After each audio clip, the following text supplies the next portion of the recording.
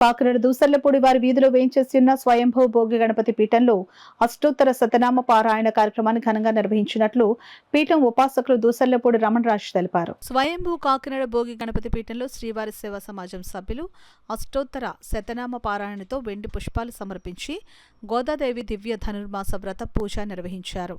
శనివారం ఉదయం సుప్రభాత వేళలో శ్రీవారి 64వ జపయజ్ఞ పారాయణ సందర్భంగా కన్యలతో గోదాదేవి శ్రీరంగనాథుల వ్రత పూజ జరిగింది.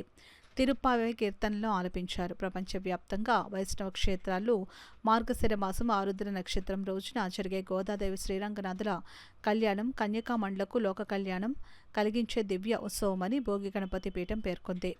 కార్యక్రమంలో పాల్గొన్న 108 మంది ముత్తైదువులకు పసుపు కుంకుమ గాజులు రవికలతో దక్షిణ తాంబూలాలు ప్రదానం చేశారు. తొలుతగా గణపతి విశ్వక్సేన వెంకటేశ్వర స్వామి వార్లకు పంచామృతాలతో అభిషేకం తోమాల సేవ కొనసాగించారు. పీఠం వ్యవస్థాపక ఉపాసకులు దూసర్లపూడి రమణరాజు మాట్లాడుతూ ధనుర్మాసం మానవ జీవితానికి ధన్యత సిద్ధింపచేసే ఆధ్యాత్మిక మార్గాన్ని అందిస్తుందని అన్నారు.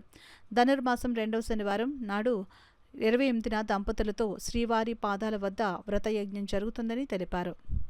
మరి ధనుర్మాసం చివరిలో జరుగుతుంది. మరి ఈ సందర్భాన్ని పురస్కరించుకుని భోగి గణపతి పీఠంలో శ్రీ స్వామి వారికి పంచలోహాల తాపడంతో కాంస కవచ యజ్ఞం జరిగినటువంటి సందర్భంగా ఈ రోజున 64వ శ్రీవారి 64వ జపయజ్ఞ పారాయణ జరుగుతూ ఉంది. ఈ కార్యక్రమాలు 108 వారాలు పూర్తి చేసుకుని తిరుమల బస్సు యాత్రతోటి ఇక్కడ భారీ అన్న సమారాధన అదేవిధంగా ఈ యొక్క కోల సంబరం కార్యక్రమం నిర్వహణ చేసుకుని శ్రీ స్వామి వారి యొక్క కవచ యజ్ఞ వ్రతాన్ని పరిపూర్ణం చేయడం జరుగుతుంది. ఇది ప్రతి వారం కూడా ఒక్కొక్కసారి బాల దాసులతోటి బాల సుందరులతోటి కన్యలతోటి దంపతులతోటి నవదంపతులతోటి సంతాన దంపతులతోటి అదేవిధంగా ఆది దంపతులతోటి గంగాబాది సమానమైనటువంటి పెద్దలతోటి ఆ విధంగా ఈ యొక్క వ్రత పూజ కార్యక్రమాలు ప్రతి శనివారం కూడా సుప్రభాత వేళలో జరుగుతూ ఉన్నాయి. అందరూ కూడా పాల్గొని తరించవచ్చు.